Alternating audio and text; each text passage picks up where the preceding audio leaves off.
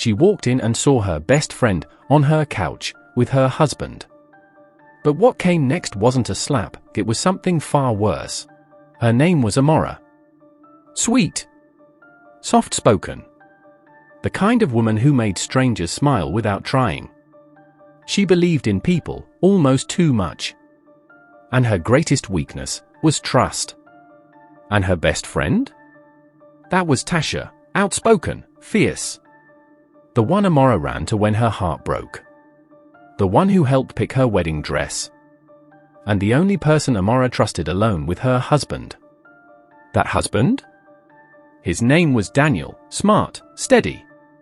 The type of man who didn't say much. But when he looked at you, you felt seen. And for years, it was all picture perfect. Amora, Daniel and Tasha, the third wheel who was more like a sister. But even the cleanest glass can hide cracks. It started with glances. Not long ones. Just a second too long. Tasha would compliment Daniel a little too sweetly. Laugh at jokes that weren't funny.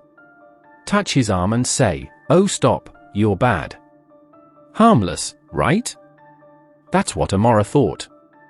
But when Amora's mother got sick and she had to travel home urgently, she needed help. So she asked the one person she trusted more than anyone. "Tasha, please, can you stay at the house? I don't want Daniel to be alone." And Tasha smiled and said, "Of course, babe. You know I'd do anything for you." She meant it.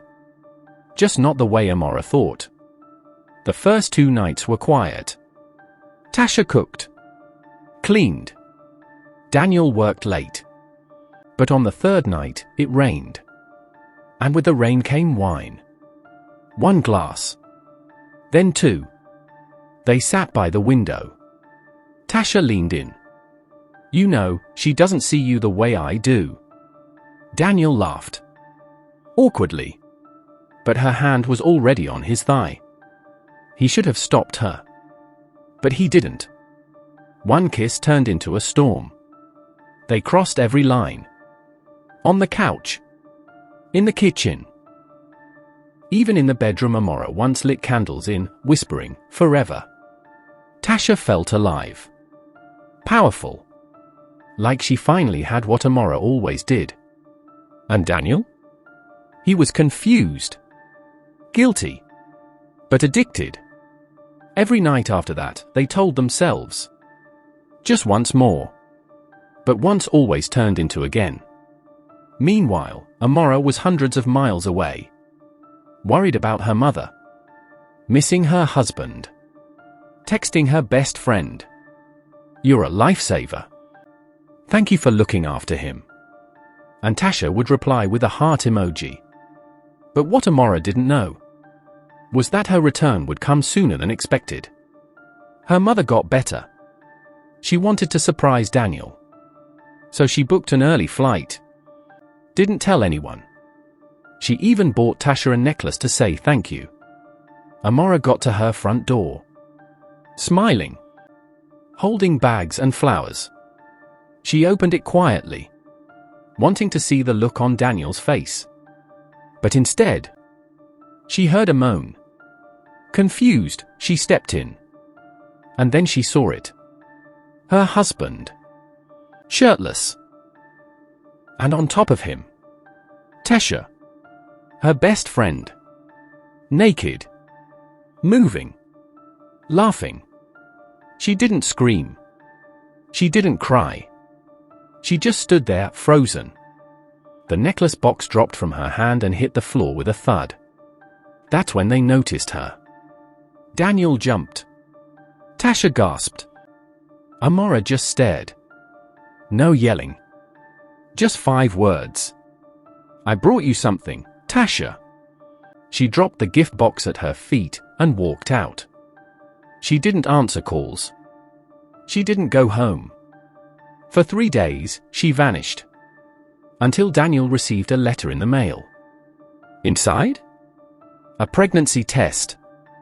2 lines. Positive. It wasn't Tasha's. It was Amora's. She had been carrying their child. The whole time he was cheating. Daniel broke. He tried to find her. Called. Texted. Even begged Tasha to help. But Amora was done. She moved cities. Changed her number.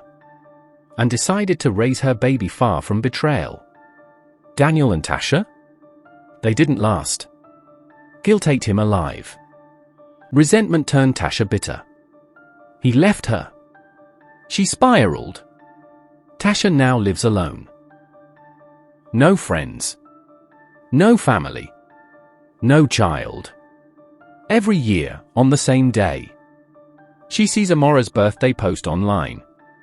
A picture of a woman smiling beside a little boy. Eyes just like Daniel's. And that's when it hits her. She didn't just lose a friend. She lost a future. Because of one night and one decision. She seduced her best friend's husband. But in the end, she seduced herself into a life of loneliness. Would you ever forgive a betrayal like this? Or is this one of those scars that never heal? Tell me in the comments. Because someone out there might just need to hear your story too. Subscribe and like for part 2, because what happened next will shock you.